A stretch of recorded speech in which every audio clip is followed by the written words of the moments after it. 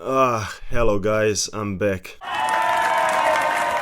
After celebration for 1000 subscribers, which quickly turned into me hugging the toilet at 3 AM and praying to God that the agony would end, I found myself alone again amidst the silence with my own thoughts. So there I was on Saturday morning, sitting in severe pain on a rusty bench, dragging smoke from my cigarette and observing the decaying legacy of old socialism, which by some coincidence perfectly mirrors my love life. It's sad, cold and empty. Nevertheless, the first rays of sunlight rising above the grey concrete poured new hope into me, and I decided it was time for a change. So I opened social media and began searching for advice on how to get more girls, which brought me to Austin Dunham. Bruh. Now, many of you, including me, probably know this guy. You see, a few years ago, Austin was a good content creator who gave young boys decent advice about fitness and calisthenics. But about a year or two ago, things took an interesting turn, to say the least. Our boy Austin swallowed a red pill and became the embodiment of masculinity. So nowadays his content consists of mostly Instagram reels and YouTube shorts where he teaches young men, or brain-dead incels, things like how to test if their girlfriends are loyal, how to annihilate their competition and become these desirable alpha male hustlers, and most importantly, how to slay more pussy. Because let me tell you something, boys.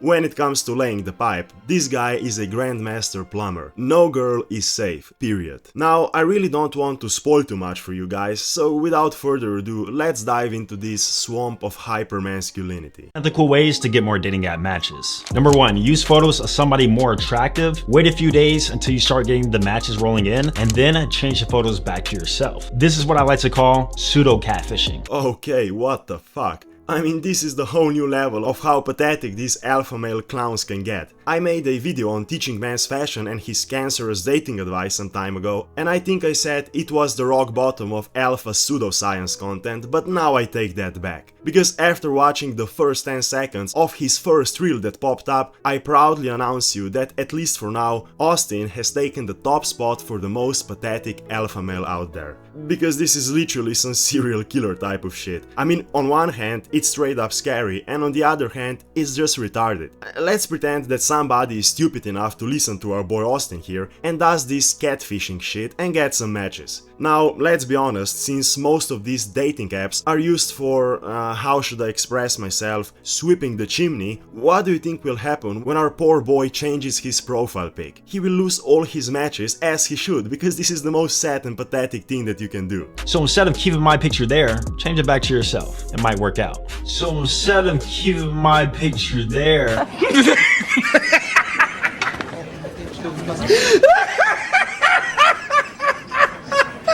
Whatever helps you sleep, Austin. Number 2, lying about your height. Most of you guys do that anyway. If anyone ever asks me what insecurity means, I'll show them this video. That's it, I'm not joking. The truth is, all of these are temporary, so here's what you're better off doing. First step, improving your fitness and getting a visible six-pack. Step 2, finding better style that works for your archetype. Step 3, presenting that image in a high-quality way, leveraging multiple attraction triggers. And we are back to reinventing the wheel with the good old common sense and most obvious advice imaginable. And it's the same shit everywhere, whether it's looks maxing, hustling or dating advice. These morons will get attention and go viral with being controversial and extreme, but at the end of the day they will sell you common knowledge, like go to the gym, take a shower every day and work hard, champ. I've done this for myself and now hundreds of others. If you want me to personally help you so that you can stop pseudo-catfishing, DM me the word image. I don't have to stop pseudo-catfishing, Austin, because I'm not doing it in the first place. You see, I'm not a psychopath. We'll hop on a free consultation and figure out a plan of action for you. Man, what do you even have to plan here? Go out, touch grass and talk to people, including girls. It's not even worth it. Let's move on. Weird signs that you may have low testosterone. Number 1, you live for the weekend. This is the only time you feel free, because during the week you're doing things that you don't want to do. No, that's not a sign of low testosterone. That's just the average life of 99% of people. But you're not trying to do anything to change your circumstance. You're passive and you seek enjoyment through weekend vices, low testosterone. No, Austin, that's just laziness. It has nothing to do with your testosterone levels. In fact, you can have very high testosterone and still be a lazy cunt and party all the time. It's a discipline problem actually. Number 2, you take naps. It's rare that I've seen a successful, highly driven man waste precious time out the day to lay down and rest. Men with high testosterone usually have so much energy, they don't know what to do with it. The last thing on their mind is taking a nap, but get your beauty sleep, queen. Wrong again. Nodding off for a few minutes in the afternoon to relax and recharge your batteries for further work is actually beneficial. For example, a lot of professional athletes are taking power naps to recharge and they don't have low testosterone, I guarantee you. On the other side, if you feel fatigued and tired all the time and you literally have to sleep for 3 hours every afternoon just to function, yes, that could be an indicator of low testosterone, but short naps every now and then will do you no harm. Number 3, you don't work out. Not only do you not care to work out, but you don't care that you look weak. Men with high testosterone will accidentally find a way to work out. So do you have low testosterone? Let me know down below. No, I'm repeating myself at this point. You once again perfectly described laziness and lack of discipline. And yes, I agree that every man should engage in at least some kind of physical activity, which can in fact boost your natural testosterone levels, but just not caring about your physique is not a sign of low testosterone. And since he failed to list the actual signs of low testosterone, let me do that instead.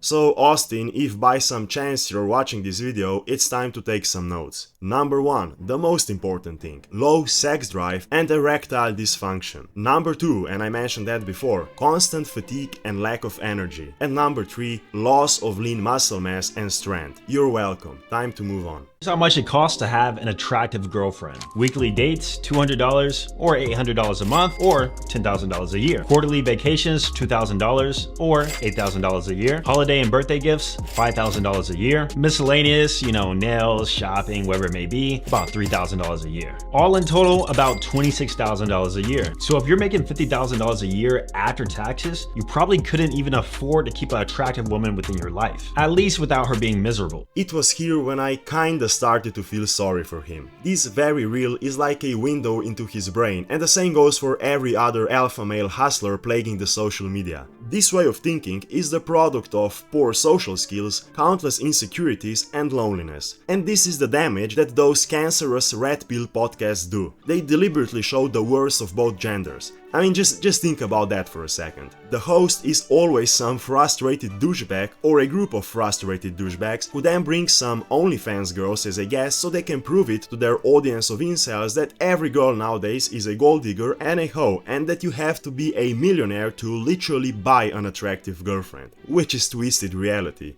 Go out, talk to normal people, and you'll see that you don't have to spend, I think he said, $26,000 every year just to have a girlfriend. That's fucking sad. In fact, she may even cheat on you with a baller. And if you're curious, we can actually put that to the test. Just go to limitless-attraction.com to get a loyalty test from me, and I'll DM your girl on Instagram to see if she'll go out with a guy like me. And we'll both see if she's really loyal. If this is real, then that's by far the most pathetic and the saddest thing I've seen in my life. If you pay some alpha male guru to loyalty test your girlfriend because you're so insecure, you failed as a man. Period. And let me tell you that this was just a warm-up. We still have a lot to unpack, and I think that I'll need a help of psychologists to fully understand everything we're about to hear. The taller you are, the more attention you're gonna get. So you need to enhance your height. Lifts, shoes with a higher sole. Every time I'm going out, I am on average 2 to 3 inches taller than what I normally am. Doesn't matter where I'm going, especially if I'm gonna be in an environment to where I know girls are gonna be around. I'm always presenting myself in the best way possible, even if it's a little bit enhanced. So you guys need to do the same, especially if you're under 5'10". Buddy, you have some serious problems. The audacity to offer to loyalty test other men's girlfriends while openly admitting that you put lifts in your shoes and lie about your height every time you're around girls is insane. I mean, do you put a pair of socks in your boxers too to look like that you have a bigger package down there? I'm just saying, it's the same logic. Here's why I stopped approaching women at the gym. When you approach women at the gym, it'll go 2 ways. Successful, or it wasn't.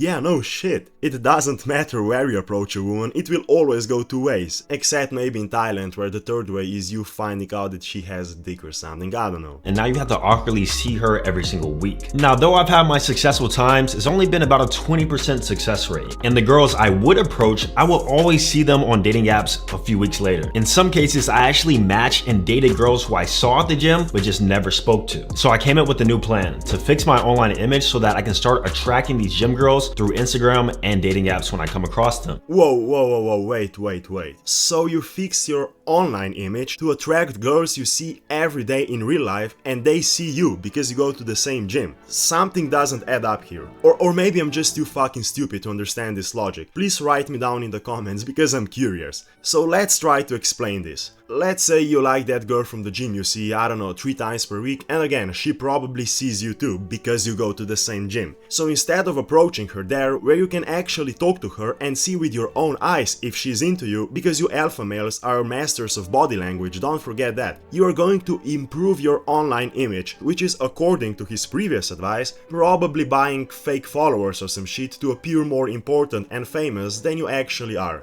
Interesting, I must say. And it definitely worked out. I can confidently say that I've dated more gym girls from meeting them online than approaching them at the gym. So if you're looking to revamp your online image so that you can attract the woman that you desire, DM me the word image. Okay, Austin, I think I know what's going on here. Let me take the wheel now, for your own good, okay? I'm the captain now. Considering that you are so successful at pulling girls through Instagram, which, as you said yourself, wasn't working for you in real life, I have to assume that those girls were with you because of your social image and not because they liked you for who you are, which is very sad. And now I'm not surprised that you have to spend 26k every year just to keep her around. And there you have it, problem solved. You're hanging out with wrong people. And one more thing. He said at the beginning of this reel that if she rejects you in real life, you then have to awkwardly stare at each other every time you are at the gym together. As if it would be any less awkward if she rejected you on Instagram. In fact, that would be even more awkward and embarrassing, because now you will always be that guy that slided in her DMs. Now, we are going to watch one more reel before we end this video, because Matos is getting a bit tired, to be honest. And I chose this one because it's the most cliche shit imaginable, you'll see. A lot of guys think that texting back fast actually makes them look more attractive. Guys, we're in 2024. If you guys don't know already, nice guys finish last. Let me say it again. Nice guys finish last. Ah, wait, where have I heard this one before? Bruh. You texting back too fast consistently shows a lot of neediness and eagerness, which can actually turn a lot of women off. Instead of texting her back really fast, you want to mirror her responses. She takes 2 hours, you take 2.5. She takes 3 hours, you take 4. Well, that's not exactly mirroring her responses, because you're adding time. And again, this is just a pathetic thing to do, because you're pretending to be busy while you're actually not. You see, if you have a job or other occupations, you don't have to analyze her response times and all that higher psychology, because you reply when you actually have time. You know, all this tells me only one thing. These people have way too much time on their hands. And what's even funnier is how they're unconsciously contradicting themselves. They're supposed to be these tireless sigmas who have to sacrifice their sleep in order to do all the work and keep hustling, and yet they spend so much time worrying about when is she going to text me back and analyzing every move she makes and every breath she takes. It just doesn't make sense to me. So yeah, I would say that Austin Dunham is the perfect example of what happens if you watch too many alpha male videos and develop this cringe god complex to cover up your insecurities. But I'm pretty sure that he is aware of this and just plays this alpha male persona online in order to appear cool in the eyes of desperate 14-year-olds, so he can, guess what, sell courses and make money from views. If you like this video, you can share it, cause I have a feeling that YouTube is bending me over because of some edgy jokes I said in my last video. So yeah, until next time.